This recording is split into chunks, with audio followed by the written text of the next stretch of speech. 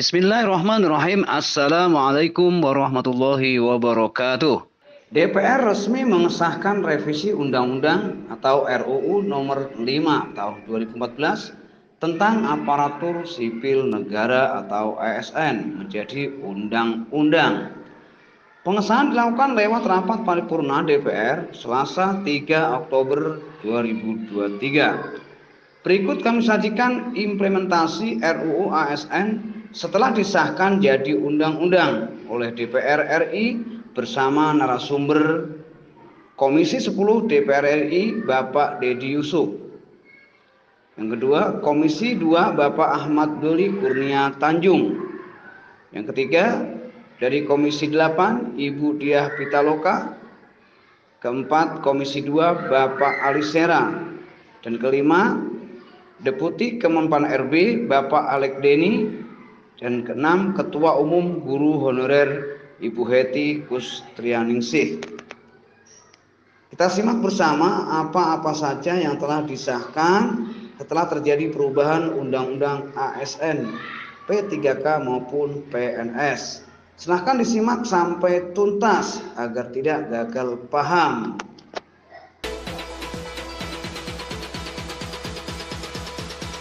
Pernah merasakan 150.000 Pak. Tanggung jawab dan kewajibannya malah lebih dari PNS.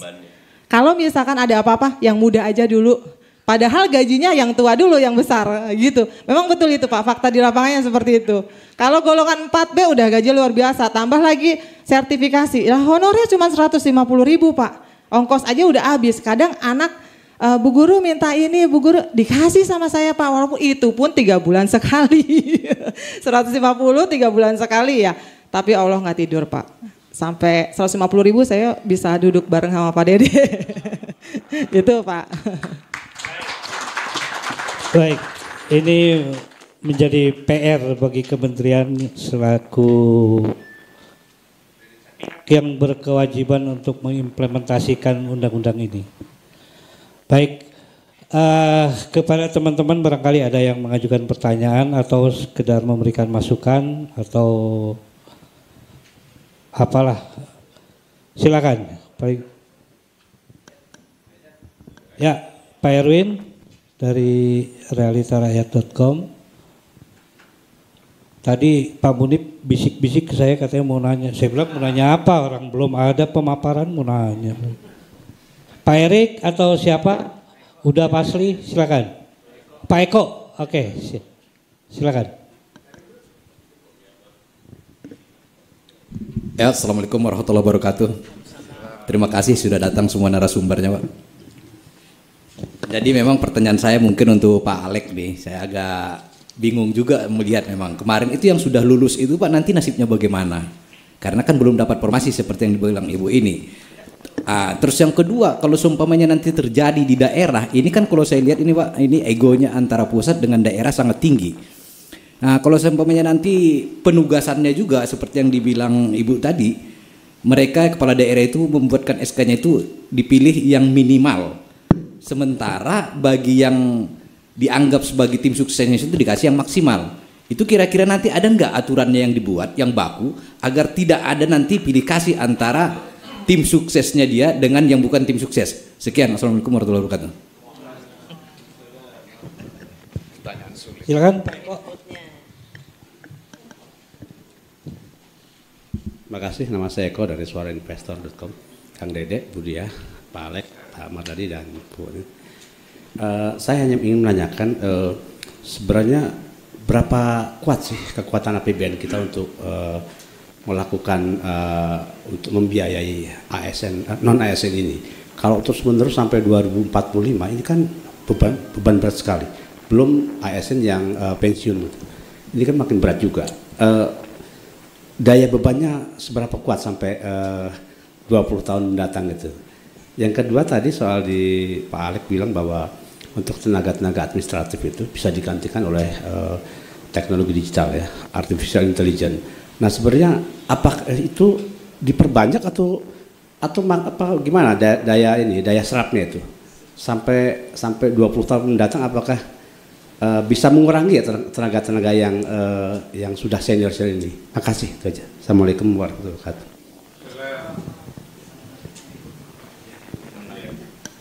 Baik, silakan.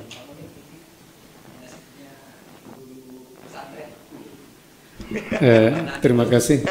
Saya menambahkan sedikit. Hanya teknis saja. Apakah pertama soal wali kelas ya? Apakah wali kelas itu masih seperti yang dulu? Artinya seorang guru mengajar semua pelajaran di sekolah itu. Sehingga kalau pulang itu seorang guru jadi capek banget. Karena ngajar semua mata pelajaran. Nanti mungkin bisa dijelaskan. Terus kedua, soal pemerataan guru. Kami sering melihat, membaca bahwa khususnya di Jawa saja, di daerah-daerah yang terpencil itu masih sangat kekurangan guru. Nah, ini bagaimana mengatasi hal ini, apalagi di luar Jawa, terkait dengan fungsi pendidikan untuk mencerdaskan kehidupan bangsa. Saya kira masih banyak sekolah-sekolah yang kekurangan guru itu. Terima kasih. Baik. Masih ada teman-teman yang mau bertanya? Oke. Baik, terima kasih. Ini kelihatannya untuk semua narasumber ya untuk ini. Tapi paling tidak untuk kasih kesempatan pertama kepada Pak Alex barangkali. Silakan Pak Alex. Ya, terima kasih. Pertama, yang sudah lulus gimana? Ini kan sederhana ya, ini ada sekolah, ada kebutuhan, ada formasi guru. Ada honorer ada di situ. Nah, kemarin lulus tapi belum dapat formasi. Berarti apa? Ya mesti di-create formasinya kan. Begitu ada formasinya, guru ini menjadi prioritas duluan. Jangan diadu lagi, di-CAT-kan lagi dengan teman-teman yang lain gitu. Ya. Begitu ada formasi, masuk dia. Nah, gimana kalau penuh di sini terus? Itulah mengapa di undang-undang yang baru, pemerintah bisa merelokasi talent.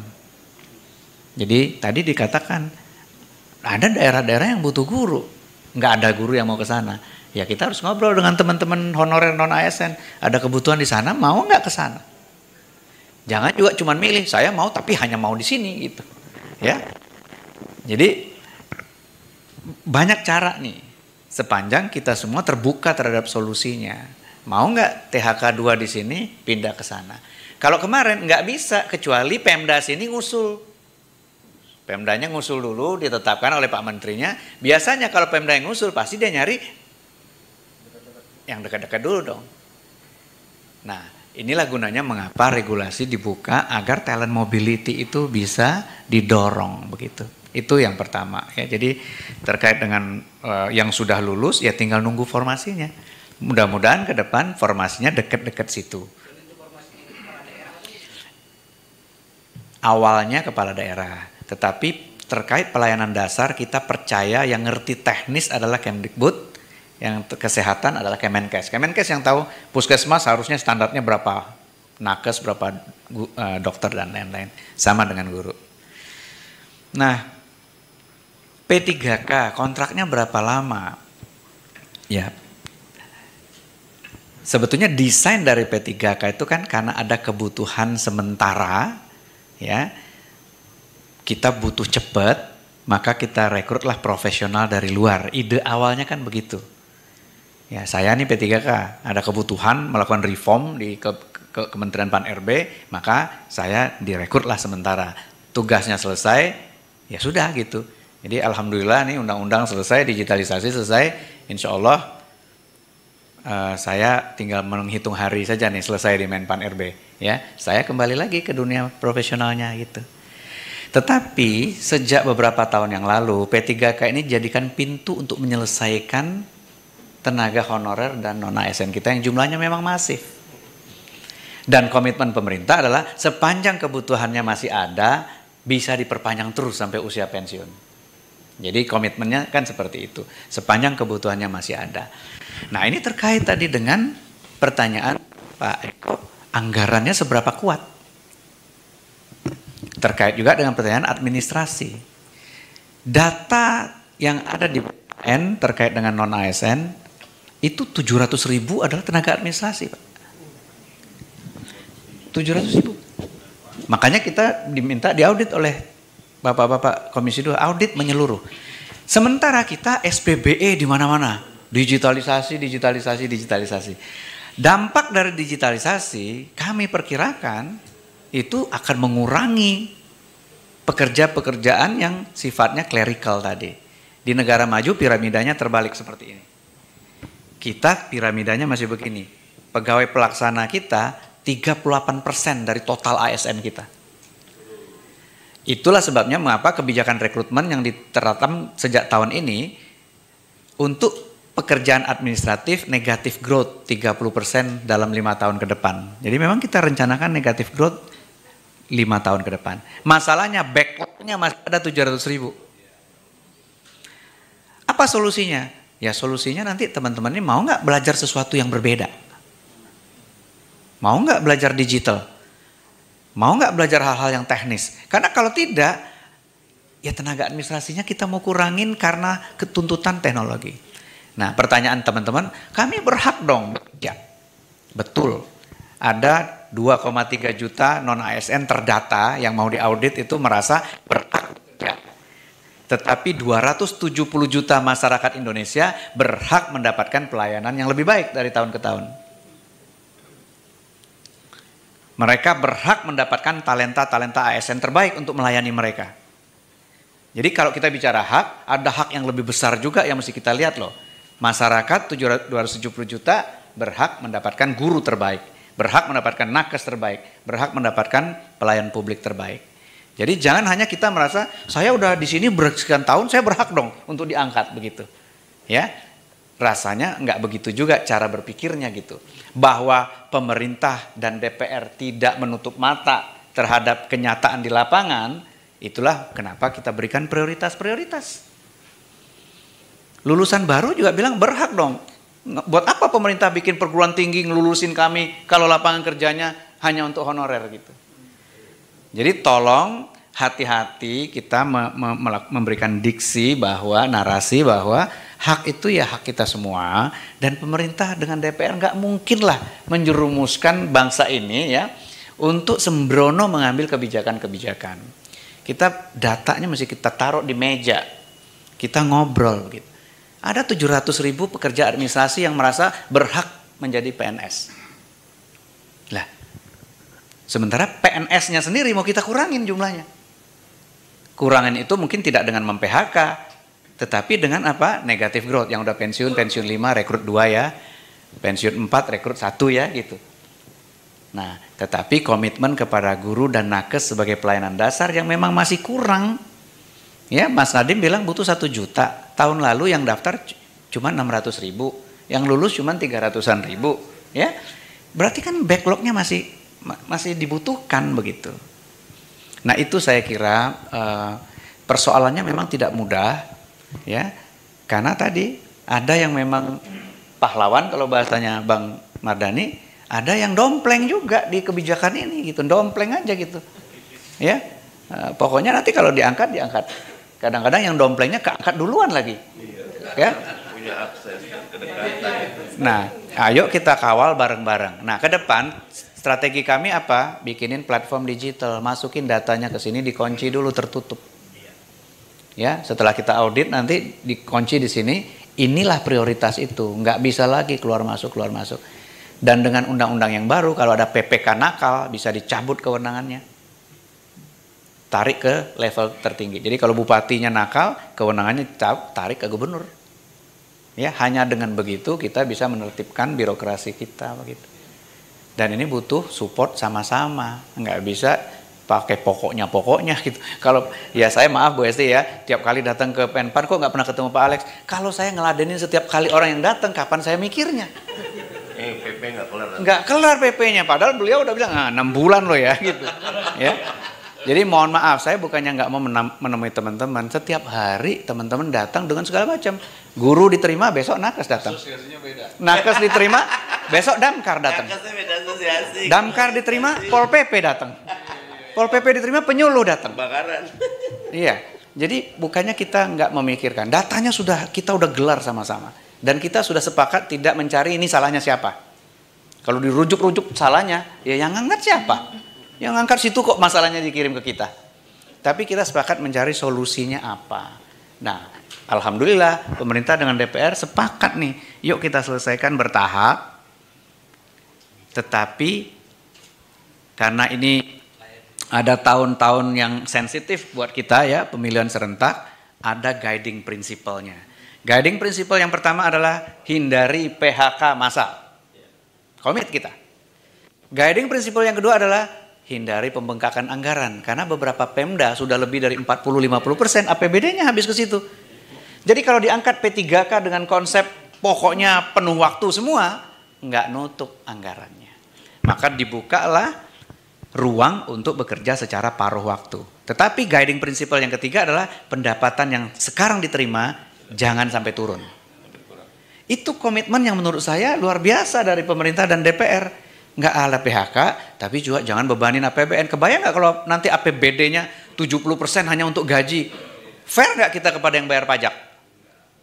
Mana buat bikin pasar, buat jembatan, buat jalan, buat segala macam begitu. Jadi itulah sebabnya mengapa ada P3K paruh waktu. Untuk mengakomodir tadi, kita butuh tapi nggak mampu bayar penuh nih. Oke, kalau gitu jangan dipaksa orang kerja penuh waktu dong. Kalau mampu bayarnya cuma 500.000, jangan suruh orang ke kantor tiap hari 8 jam dalam sehari dong gitu. Cukup kamu ke kantornya pas ngajar cuma 2 jam, ngajar 2 jam terus pulang. Bisa dagang, bisa nani, bisa buka les, bisa ngajar lagi di sekolah swasta. Ya, tetapi kita berlaku adil kepada mereka. Kalau bayarnya cuma 700.000, ya mungkin harinya ditambah sedikit. Kalau sudah ada anggarannya, diangkat menjadi penuh waktu. Siapa prioritasnya? Prioritas 1 yang sudah lulus, prioritas 2 yang sudah mengabdi lama. Ya, begitu cara bermain yang kita siapkan gitu kebijakannya. Ya, mudah-mudahan bisa memberi pencerahan. Terima kasih. Mohon maaf, tidak ada satu obat cespleng semua masalah kita selesai begitu ya. Kita beresin satu-satu ya. Terima kasih. Baik, terima kasih Pak Alek atas pemaparan dari pertanyaan teman-teman.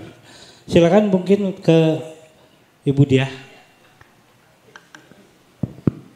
Ini Pak Alek jadi bikin saya berpikir nih harus dicermati benar nih PP-nya. Karena tentu kalau bicara ini kita butuh renstra. Renstra menyangkut ASN kita. Artinya pemerintah akan punya banyak pendekatan. Kalau saya lihat tadi P3K ini akan jadi sangat praktikal dan fungsional. Ya.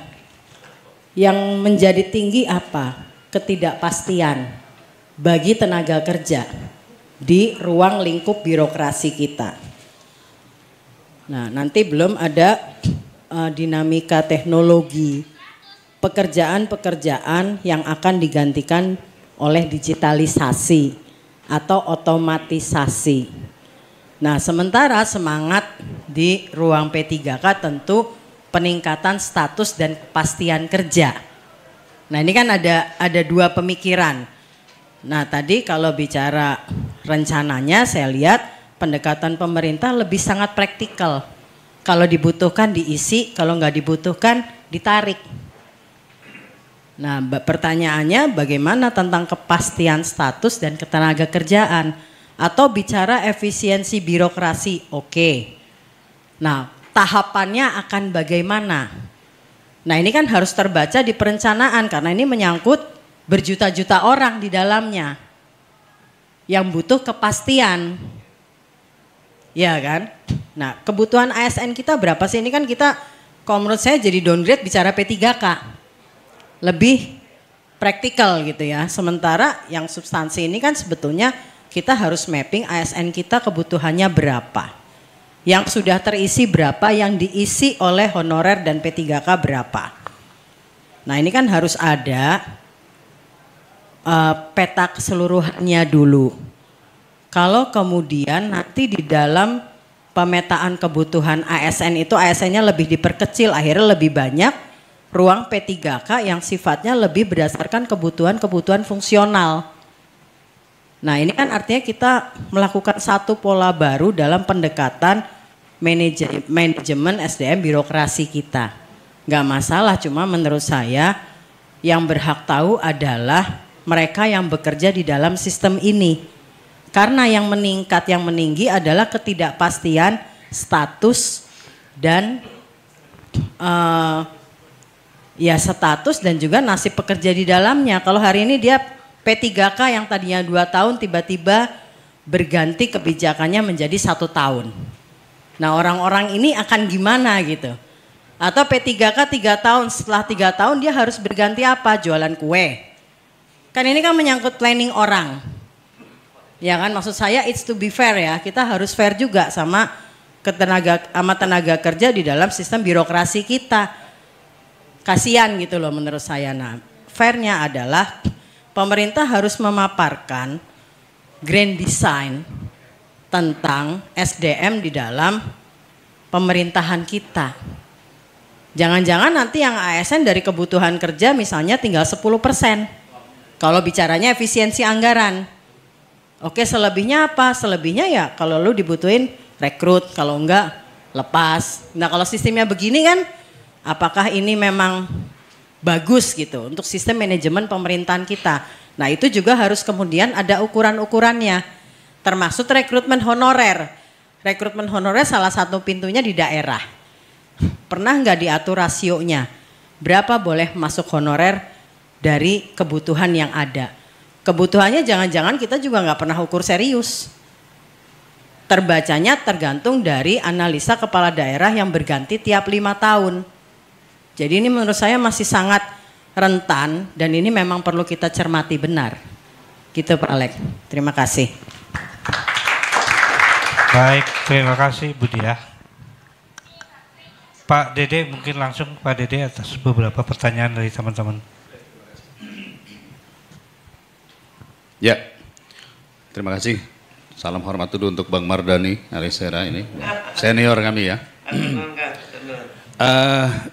Saya mendengar cerita Pak Denny ini mengapresiasi apa yang dilakukan pemerintah ya, cukup progresnya cukup cepat. Dan menurut saya ada beberapa faktor. Faktor yang pertama adalah mendorong pimpinan-pimpinan daerah untuk membuka formasi. Karena setahu saya masih banyak daerah yang memang belum membuka formasi. Saat ini formasi yang terserap itu masih baru 54%, jadi masih ada 40 sekian lebih formasi belum dibuka. Padahal jumlah kebutuhan guru kita sampai tahun 2024 itu masih sekitar 1,2 juta guru. Nah tadi sudah disampaikan Pak Denny bahwa untuk tenaga teknis seperti kesehatan dan pendidikan ini menjadi penting. Kenapa? Ini menyangkut sumber daya manusia. Sumber daya manusia peserta didik kita yang tiap tahun year on year itu kan 40 jutaan sampai 50 juta peserta didik. Nah kita mau mencetak peserta didik kita seperti apa ya sangat bergantung dari gurunya. Nah jadi saya juga sepakat guru juga harus kita upgrade, kita tingkatkan ya. Kalau ada skill, reskilling, ada upskilling dan sebagainya. Namun saya juga sangat sepakat ada yang namanya apa tadi audit. Memang benar ini saya setiap hari ini masuk di media sosial saya yang mengatakan, "Pok, kenapa yang itu yang masuk? Kenapa bukan yang ini?" Itu terus yang diceritakan. Tapi nggak pernah ada yang menceritakan, "Pak, alhamdulillah ya sudah 500.000 yang masuk," gitu.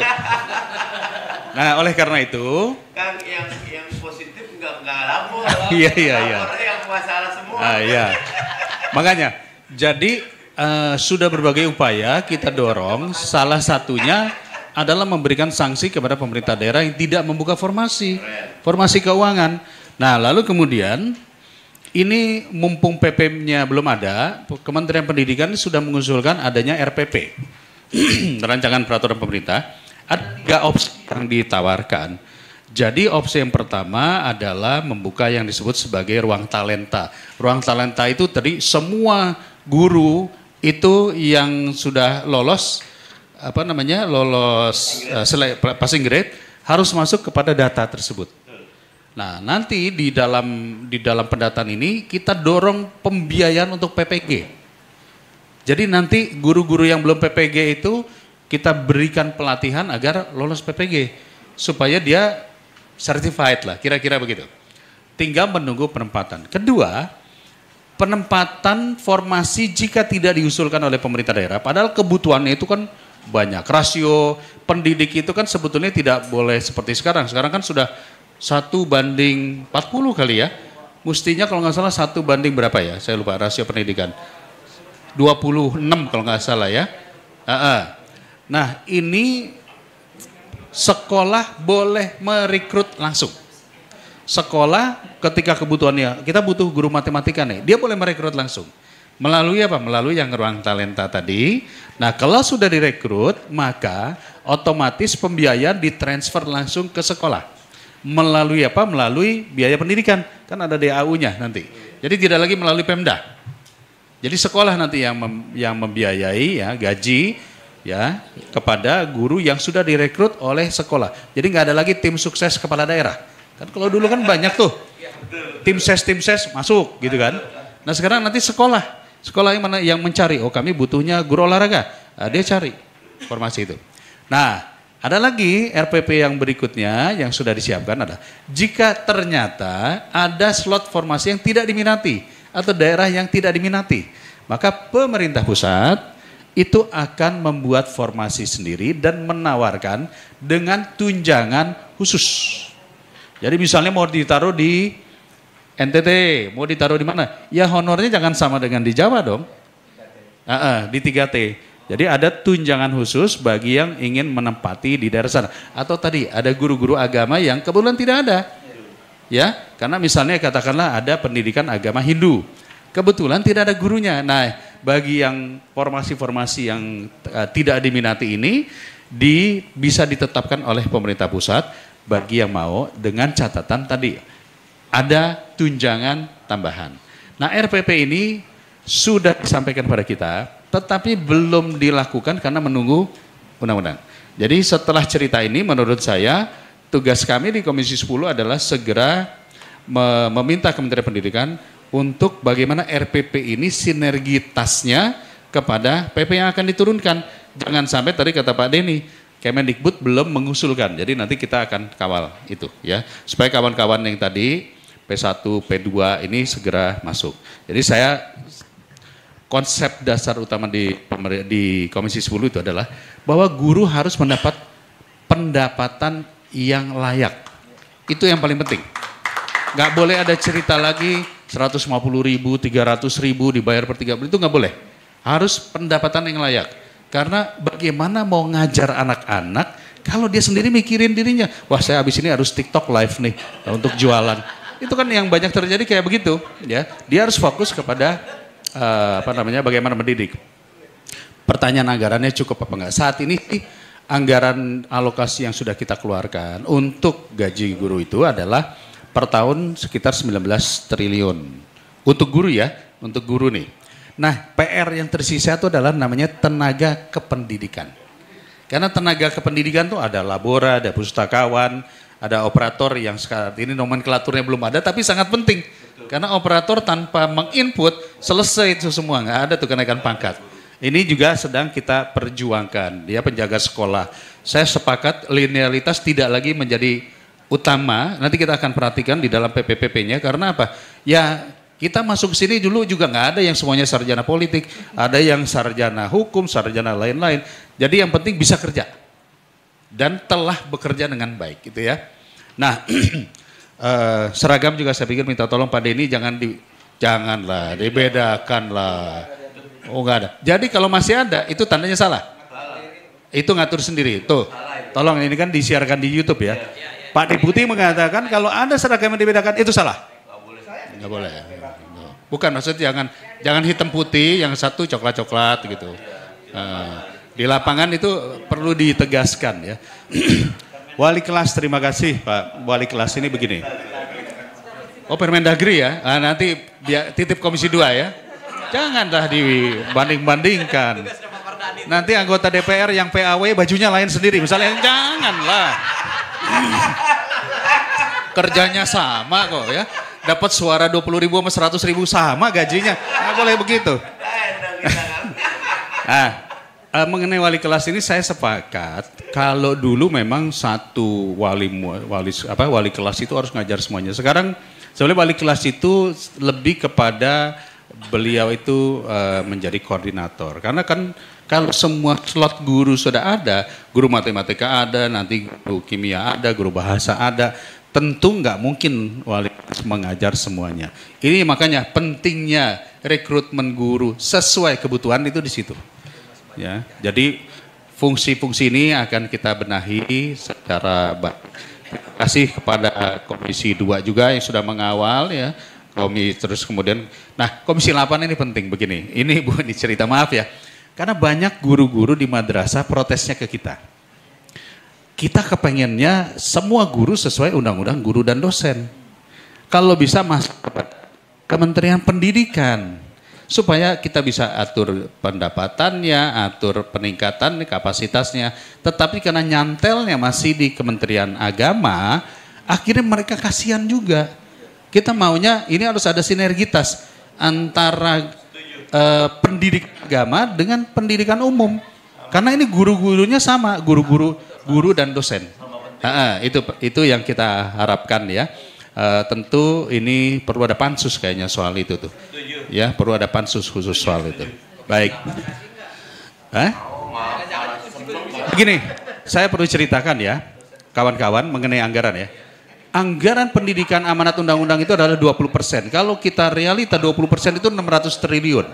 Dari 600 triliun itu yang turun ke daerah itu 60%-nya 400 triliun lebih bentuknya DAU dan DAK. Di Kementerian Pendidikan tuh hanya 14% dari 20% yang 100%, hanya 80 triliun.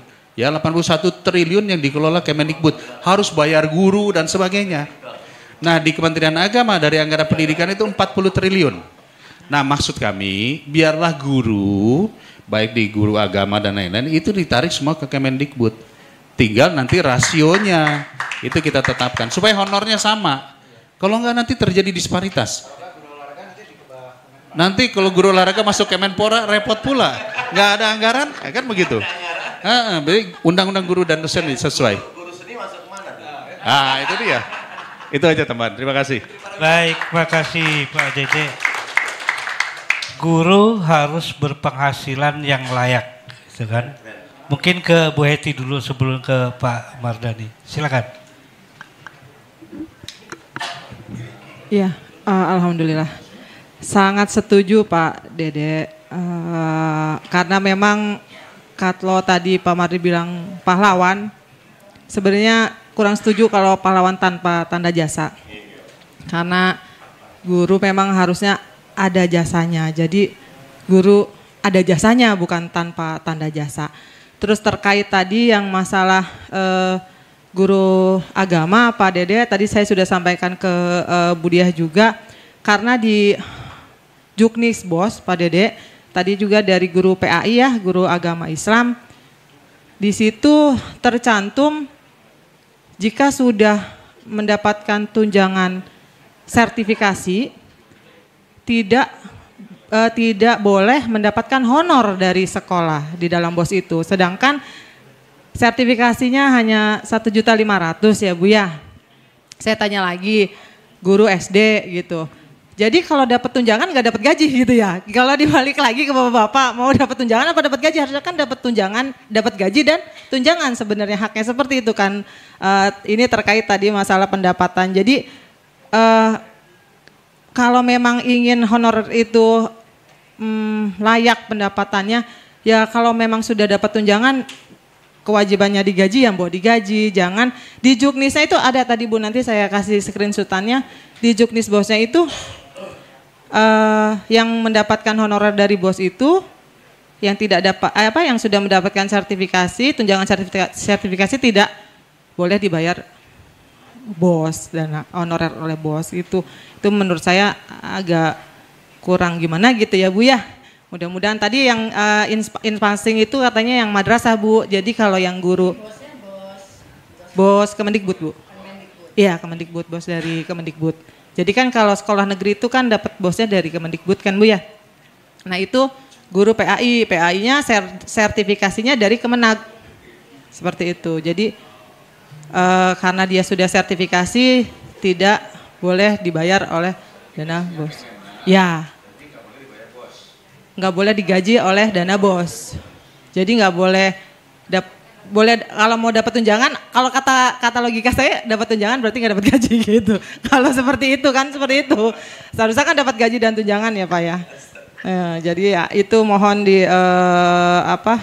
dikaji kembali ini juknisnya untuk pengelola BOS, untuk dana BOS itu seperti apa, karena kemarin juga untuk guru yang membina ekstrakurikuler itu tidak boleh mendapatkan honor. Sedangkan kalau sudah bekerja di luar jam kerja, itu aturannya kan sudah jelas ya Pak ya, berarti kita nambah jam kerjanya, ekskul itu di luar jam kerja kita.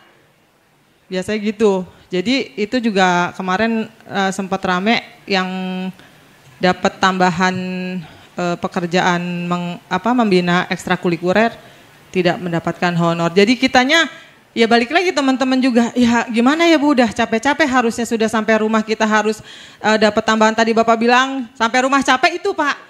Karena kita dapat tugas tambahan untuk ngajar pramuka, ngajar eskul yang lain gitu. Jadi sampai rumah, jadi mohon maaf kadang kemarin juga saya di WA Pak Erwin, saya sudah kelelahan tidur sambil jawab, bangun tidur saya terima telepon. Jadi memang seperti itu Pak kondisi di lapangannya. Kita mendidik anak bukan 1:40 kalau kata Pak Dede bilang. Hampir 1:100. Setiap hari ada aja kasus Pak. Gitu. Apalagi sekarang saya di SMP itu yang sekarang lagi tren tawuran Bu. Jadi kita itu memang guru itu, saya guru prakarya ya juga jadi guru BK gitu. Ya kan Pak harus jadi ya begitulah Pak. Jadi Pak Alex bukan hanya saya menuntut hak, tapi memang kondisi di lapangannya kita itu bukan satu kelas tapi satu sekolahan kita perhatikan Bu. Gitu. Jadi ada anak yang kadang kreatif, prakarya emang kreatif, dari gagang sapu tuh Pak bisa dibuat jadi sajam, golok. Saya bilang emang kreatif tapi menuju kriminal kalau dipakai buat tawuran. Jadi seperti itu. Saya setuju Pak kalau memang guru memang mendapatkan penghasilan yang layak. Semoga memang ini terus continue untuk pemerintah, bukan hanya guru tapi memang ASN di seluruh Indonesia ini ya Bu ya. Terima kasih. Baik, makasih Bu Heti. Pak Mardhani barangkali ada beberapa pertanyaan dari teman-teman tadi, silakan. Udah dijawab semua kayaknya. Saya cuma nambahin beberapa hal. Yang pertama, nyuwun sewu buat semua. Everything rises and falls on leadership ya, segalanya naik turun karena kepemimpinan. Kita ini berkubang begini karena memang terjadi deindustrialisasi, karena APBN kita defisit, karena perdagangan kita tidak.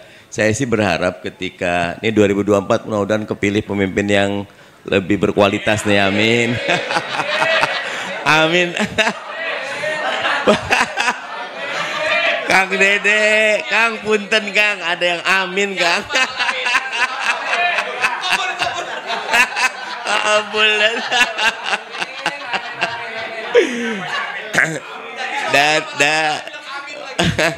Dari kubu Kang Dede luar biasa calon presidennya, Tedia juga luar biasa. Kami juga mudah-mudahan dari tiga calon presiden ini betul-betul bisa mengelola Indonesia sehingga bisa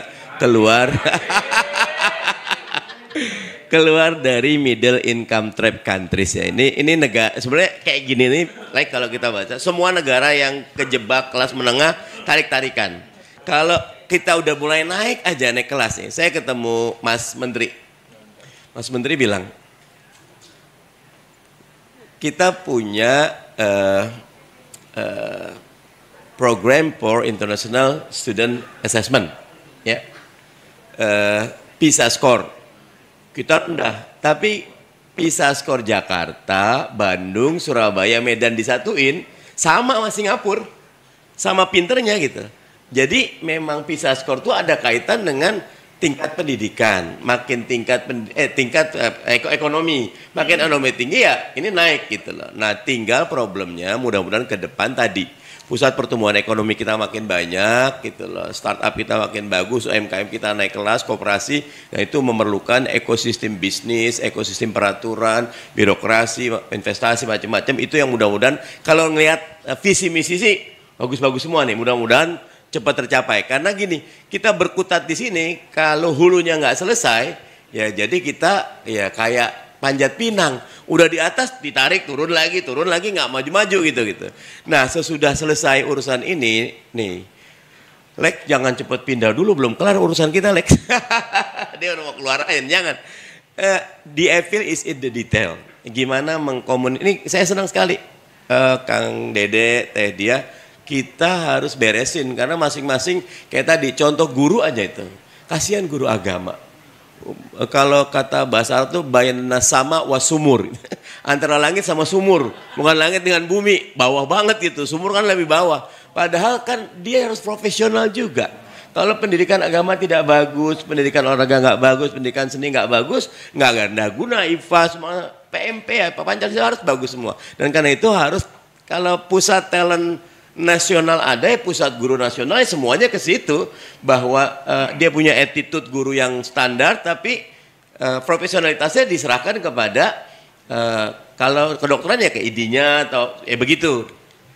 Jadi the evil is in the detail, dan lagi-lagi we are not a country, we are a continent. Kita bukan negara, kita benua demikian luas yang harus demikian beragam sehingga betul-betul detail.